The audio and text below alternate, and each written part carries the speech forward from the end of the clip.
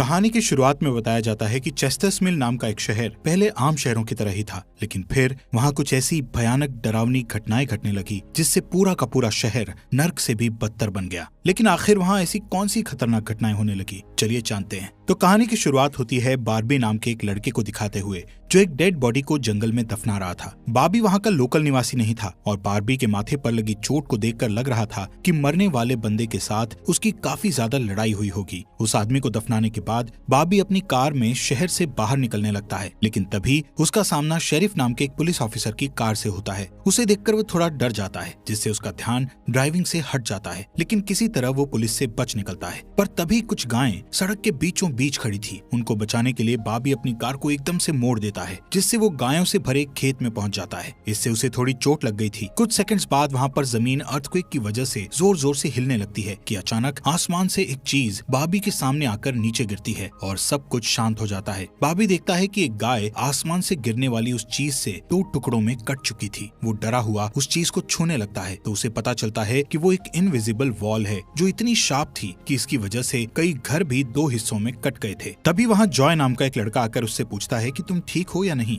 वो भी उस इनविजिबल दीवार को देखकर शॉक्ड रह जाता है। दूसरी तरफ शेरिफ और लिंडा को खबर मिलती है कि उस पूरे टाउन की पावर सप्लाई कट गई है, फोन लाइंस बंद हो गई हैं और इंटरनेट भी काम नहीं कर रहा है। यहाँ तक कि सारे सैटेलाइट कनेक्शंस भी काम करना बंद कर गए थे। तभी शहर के ऊपर से उड़ रहा एक प्लेन उस इनविजिबल वॉल से टकराकर क्रैश हो जाता है, जिसे देखकर लोग और भी ज्यादा घबरा गए थे और ये बात कंफर्म हो जाती है कि ये सिर्फ एक इनविजिबल दीवार नहीं बल्कि एक राउंड शेप डोम यानी गुम्बद है जिसने आधे शहर को कवर कर लिया है। वहीं दूसरी साइड हम एक रेडियो स्टेशन पर फिल और उसकी असिस्टेंट डोडी को देखते हैं जो सिग्नल लाने की कोशिश कर रहे थे। वो दोनों थोड़ा कंफ्यूज थे कि अचानक सिग्नल क्यों चला गया। यहाँ पर फिल को लगता है कि ये अच्छा मौका है उनकी रेडियो रेटिंग्स को हाई करने का, इसलिए वो दोनों सिग्नल को ठीक करने में लग जाते हैं। वहीं एक फायर ट्रक डोम की दूसरी तरफ से आ रहा था, जिसे देख बार्बी ट्रक वाले को इस इनविजिबल वॉल की तरफ इशारा करता हुआ उसे रुकवाकर क्रैश होने से बचा लेता है। थोड़ी देर बाद वहाँ इन्वेस्टिगेशन करने के लिए कुछ पुलिस वाले आते हैं, पर इस इनविजिबल डोम को समझना उनके बस की बात नहीं थी। उसी समय वहाँ पर एक शहर का काउंसिलमैन जिसका नाम बिग जिम था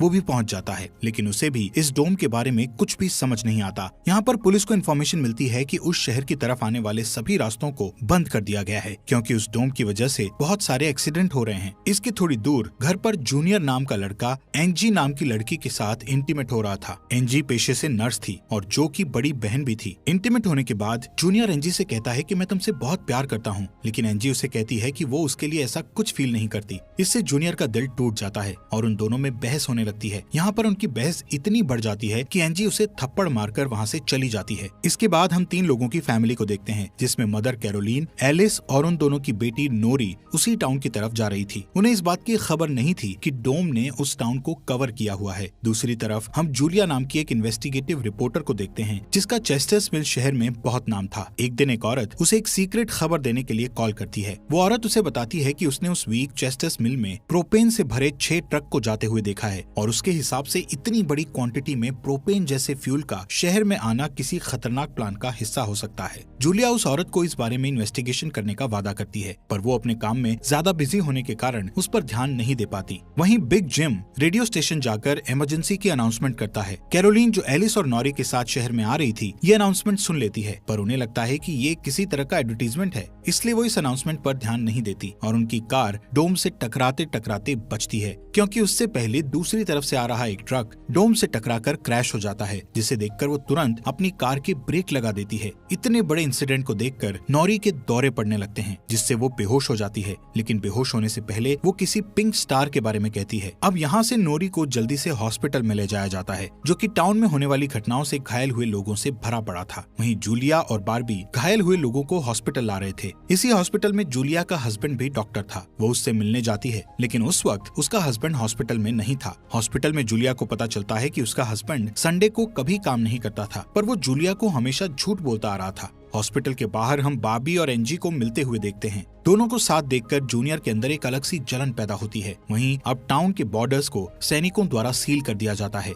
बहुत सारे साइंटिस्ट और एक्सपर्ट्स को भी इस अजीबोगरीब मुसीबत का असल कारण नहीं पता चलता। पर कुछ घंटों बाद बिग जिम प्रोपेन के बारे में बात करने के लिए शेरिफ से मिलता है। यहाँ पर उनकी बातों से हमें पता चलता है कि उनको इस डोम के बारे में पहले से थोड़ा बहुत पता था, पर वो इस पर खुलकर बात नहीं कर रहे थे। वहीं बॉबी को उस टाउन में एक दिन के लिए रुकना था, पर उसके पास ठहरने के लिए कोई जगह नहीं थी, इसलिए वो अपनी कार में ही रात बिताने का फैसला करता है। तभी जूनियर उसके पास आता है और उसे एंजी से दूर रहने को कहता है। धीरे धीरे उसकी बात धमकी में बदल जाती है। बॉबी हैरान होता है कि आखिर उसकी गलती क्या है। इसी बीच वहाँ जूलिया आ जाती है, जिससे वो झगड़ना बंद कर देते हैं। यहाँ से सीन शिफ्ट होता है और हम देखते हैं कि टाउन के ऐसे हालात से लापरवाह होकर एक जगह कुछ टीनेजर्स पार्टी कर रहे थे। इनमें जॉय भी था। जॉय एक लड़के से वहाँ के हालात पर बात करने लगता है, लेकिन अचानक जॉय को दौरा पड़ने लगता है और वो पिंक स्टार के बारे में बोलने लगता है, जैसे कि पहले नॉरी ने बोला था। वहीं जॉय की बहन एंजी घर पर अकेली होती है। तभी अचानक उसके घर में जूनियर घुसकर उसको किडनैप करके अपने फादर के टूटे फूटे शेल्टर में ले जाता है। यहाँ पर वो उसे बताता है कि मुझे पता है शहर को कवर किए इस डोम के बारे में। यहाँ पर एंजी को उससे ये भी पता चलता है कि बिग जिम ही जूनियर का फादर है। जूनियर एंजी को ये भी बताता है कि उसके फादर अपनी फैमिली की सुरक्षा को लेकर हमेशा चिंतित रहते थे, इसलिए उन्होंने फैमिली के लिए ये शेल्टर बनाया था। वहीं दूसरी साइड जूलिया बॉबी को अपने घर में ठहरने के लिए लाती है। तभी अचानक बॉबी की नजर उसके हस्बैंड की फोटो पर पड़ती है और उसे रियलाइज होता है कि ये वही आदमी है जिसे उसने सुबह मारा था। दूसरी तरफ लिंडा और शेरिफ सभी व्हीकल्स पर नजर रख रहे थे ताकि कोई भी गलती से इस डोम से न टकरा जाए। तभी अचानक शेरिफ को अटैक आ जाता है और वो वहीं पर मर जाता है। अब यहाँ से हमें सुबह की घटना फ्लैशबैक में दिखाई जाती है, जहाँ बॉबी टाउन में जूलिया के हस्बैंड जो डॉक्टर थे उनसे मिलने आया था। वो उनसे कुछ पेमेंट की बात करता है, पर डॉक्टर उसे पेमेंट देने से इनकार कर देता है, जिस वजह से उन दोनों में झगड़ा हो जाता है और एक्सीडेंटली बॉबी उसे गोली मार देता है। बॉबी जानता था कि भले ही उसने उसे गलती से मारा है, पर उसे इसकी सजा मिलेगी और इससे बचने के लिए उसने उसकी बॉडी को जंगल में दफना दिया। वहीं प्रेजेंट में सुबह उठकर बार्बी देखता है कि उसके गले की चेन गायब है, तो वो जूलिया से इसके बारे में पूछता है। जूलिया उससे कहती है कि वो उसकी चेन को ढूंढकर उसे दे देगी, पर तभी बॉबी को याद आता है कि वो चेन उस केबिन में ही गिर गया था जहाँ उसने उसके पति को मारा था। उधर जॉय अपने फ्रेंड बेन के साथ था, जिसने पिछली रात सीजर के वक्त उसकी मदद की थी।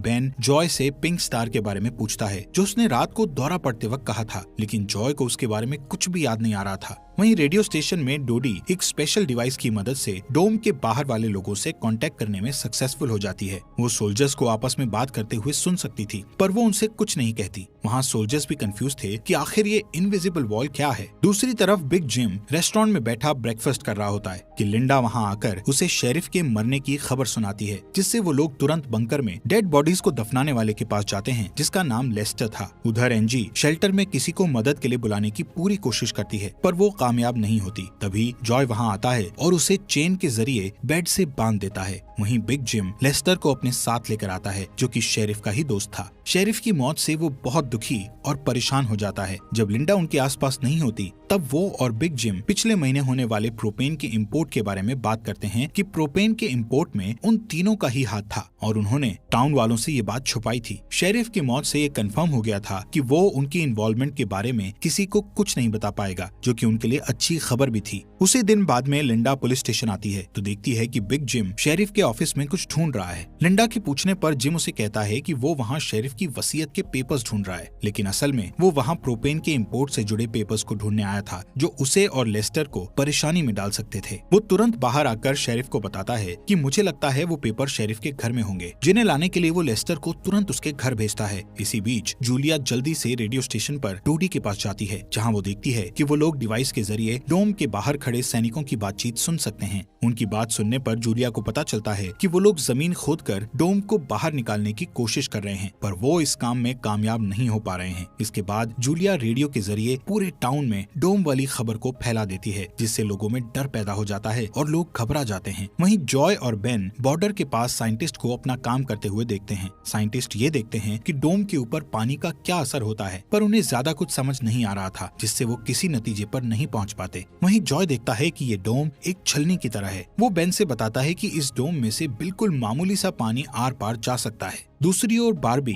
अपनी चेन ढूंढने जूलिया के हस्बैंड डॉक्टर के केबिन में जाता है। वहाँ उसे उसका चेन मिल जाता है, पर तभी जूनियर वहाँ आकर उसे देख लेता है। जूनियर उससे पूछता है कि क्या तुम एंजी के साथ सोए थे। यहाँ पर बार्बी को लगता है कि शायद उसने उसे चेन ढूंढते हुए देख लिया है और इसीलिए वो जूनियर को ऐसे ही वहाँ से जाने नहीं दे सकता था, इसलिए वो जूनियर को बहुत बुरी तरह से पीटने लगता है। वहीं हम देखते हैं कि लेस्टर शेरिफ के घर पहुंचकर प्रोपेन इंपोर्ट के पेपर्स को ढूंढने लगता है। कुछ टाइम बाद उसे वो पेपर्स ड्रॉवर में मिल जाते हैं, तभी वो उन्हें जला देता है। जब वो वहाँ से जाने लगता है तो उसका पैर लगने से पेपर्स की आग घर के पर्दों पर लग जाती है, जिससे आग की लपटें पूरे घर में फैल जाती हैं और पूरा घर जलने लगता है, जिसे देखकर जल्दी ही बहुत सारे लोग जमा हो जाते हैं और आग बुझाने की कोशिश करते हैं, पर फायर ट्रक के बिना आग बुझाना नामुमकिन था। अगर वो लोग घर को जलने देते तो डोम के अंदर का टेम्परेचर बहुत बढ़ जाता, जिससे लोगों की जानें भी जा सकती थी, इसलिए सब मिलकर आग बुझाने में लग जाते हैं। बाबी लोगों को आग बुझाने में लीड करता है। तभी लिंडा को घर के अंदर से लेस्टर की चीखने की आवाजें सुनाई देती है। वो अंदर जाकर उसे घसीट कर बाहर निकाल लाती है और इलाज के लिए डॉक्टर के पास भेज देती है। यहाँ पर लोगों को आग बुझाने में 1 घंटे के बाद भी कामयाबी नहीं मिलती, उल्टा आग और भड़क जाती है। आखिर में जिम लोडर लेकर आता है और घर को गिरा देता है। तब कहीं जाकर आग शांत होती है। इसके बाद सारे थके हुए लोग इकट्ठा होते हैं। उनमें से पॉल नाम का एक पुलिस वाला फ्रस्ट्रेट होकर कहता है कि हम सभी लोग इस डोम से कभी भी बाहर नहीं निकल पाएंगे, क्योंकि ये डोम आग से जो धुआं निकला है उसे बाहर नहीं निकलने दे रहा। वो कहता है कि हम सभी इस डोम के अंदर ही मरने वाले हैं। इतना कहता हुआ वो हवा में गोली चला देता है, जो कि डोम से टकराकर एक दूसरे पुलिस वाले को लग जाती है और वो तुरंत मर जाता है। यहाँ पर पॉल को अरेस्ट कर लिया जाता है। अंधेरा होने पर जॉय और उसके दोस्त स्केटिंग के लिए जाते हैं। तभी वहाँ पर नोरी जॉय के पास आकर उसे कहती है कि उसे अपना फोन चार्ज करना है। जॉय उसे अपने घर ले जाता है, क्योंकि उसके घर में जनरेटर था, जो कि उस टाउन के गिने चुने घरों में ही था। उधर लिंडा पॉल को जेल लेकर आती है। वहाँ कुछ लोग पुलिस स्टेशन के बाहर प्रोटेस्ट कर रहे थे। असल में वो लोग पुलिस के घटिया सिस्टम का विरोध कर रहे थे। जिम उन सबको ये कहकर शांत करता है कि जरूरत पड़ने पर उन सबकी मदद की जाएगी। लॉकअप में बंद होने के बाद पॉल को हार्ट अटैक आ जाता है, जिससे लिंडा उसकी मदद के लिए दौड़कर अंदर जाती है, लेकिन तभी उसे पता चलता है कि पॉल सिर्फ अटैक आने की एक्टिंग कर रहा था। इसी मौके का फायदा उठाकर पॉल उसे धकेलकर उसे लॉकअप में बंद करके वहाँ से भाग जाता है। इधर बंकर में जूनियर फिर से एनजी के पास जाता है। एनजी समझ चुकी थी कि अगर उसे यहाँ से निकलना है तो उसे जूनियर को झूठे जाल में फंसाना पड़ेगा, इसीलिए वो उससे अपने बचपन की यादें साझा करती है, जब वो दोनों एक बंद टनल में जाया करते थे, और कहती है कि हो सकता है डोम का टनल पर कोई असर नहीं हुआ हो तो वो लोग बाहर जा सकते हैं। यहाँ पर एनजी सोचती है कि अब वो उसके प्यार के जाल में फंस गया है तो शायद वो उसे छोड़ दे, लेकिन ऐसा कुछ नहीं होता। जूनियर अकेले ही उस टनल में जाने का प्लान बनाता है। वहीं जिम जब पुलिस स्टेशन में आता है तो पॉल की जगह लिंडा को लॉकअप में बंद देखता है। वो तुरंत उसे लॉकअप से बाहर निकालता है। उन्हें पता चलता है कि पॉल अपने साथ एक राइफल और कुछ गोलियां लेकर गया है। लिंडा तुरंत उसकी तलाश में जंगल की ओर निकल जाती है, क्योंकि उसे पता था कि पॉल अक्सर शिकार करने जंगल की तरफ जाया करता था। वहीं जिम पॉल को पकड़ने के लिए एक टीम तैयार करता है। उधर रेस्टोरेंट में बैठी कैरोलीन को नॉरी की फिक्र हो रही थी, क्योंकि वो पिछली रात अपनी दोनों मदर्स को बिना बताए जॉय के घर रुक गई थी। वहीं जिम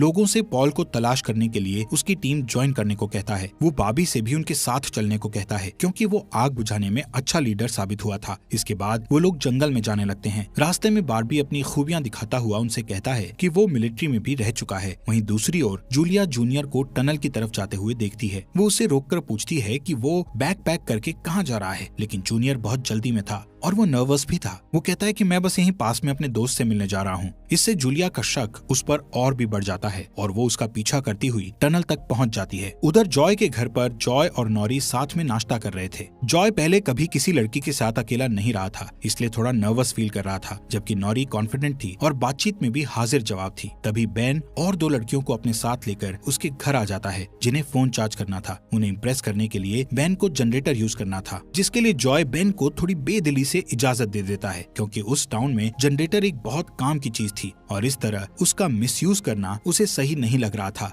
उधर जंगल में हम देखते हैं कि सर्च टीम पॉल को ढूंढ लेती है, पर उसी टाइम पॉल एक लड़के की टांग में गोली मार देता है। दूसरा लड़का भी उसे संभालने के लिए वहीं रुक जाता है, जबकि जिम और बार्बी पॉल के पीछे भागते हैं। दूसरी तरफ जूनियर टनल के आखिरी सिरे पर पहुंच जाता है, जहां पहुंचकर उसे पता चलता है कि डोम ने टनल को भी कवर किया हुआ है। वो दीवार के बिल्कुल करीब पहुंच जाते हैं, जिससे उसकी टॉर्च टॉर्च जलने लगती है। तभी जूलिया वहाँ आकर उसे वार्न करती है। जूलिया को देखकर जूनियर को बहुत गुस्सा आता है क्योंकि वो उसका पीछा कर रही थी। इस बात से जूनियर पागलों की तरह उस इनविजिबल वॉल को मुक्के मारने लगता है, जिससे जूलिया उसे रोकती है। फिर दोनों बैठकर बात करने लगते हैं। जूलिया उसे बताती है कि अपने पास्ट में की गई एक गलती की वजह से वो जर्नलिस्ट की इस बेकार सी जॉब में फंस गई है। उधर जॉय का घर लोगों से भर जाता है जो अपनी अपनी जरूरत के लिए उसके जनरेटर को यूज करने के लिए आए थे। एक बदमाश लड़का लोगों से जनरेटर यूज करने के बदले में पैसे वसूलने की कोशिश करता है, जो कि उसका था ही नहीं, लेकिन उसके खिलाफ बोलने की किसी में हिम्मत नहीं थी। ये देखकर नॉरी सब कुछ हैंडल करने के लिए आगे बढ़ती है, पर मामला और भी ज्यादा गर्म हो जाता है। लेकिन इससे पहले कि कुछ गलत होता तभी लाइट ही चली जाती है। नॉरी इस बात से बहुत खुश होती है कि जॉय ने उस बहस में उसका साथ दिया। वहीं जंगल में बॉबी और जिम पॉल तक पहुंच जाते हैं, पर पॉल ने अपनी राइफल निकाल रखी थी, जिससे वो जिम को मारने ही वाला था कि तभी पीछे से लिंडा आकर उसे शूट कर देती है। दूसरी साइड कैरोलीन जॉय के घर जाकर अपनी बेटी नोरी से मिलती है। वो नोरी से कहती है कि उसे थोड़ा जिम्मेदार बनना चाहिए। उसकी डांट सुनकर जॉय और नोरी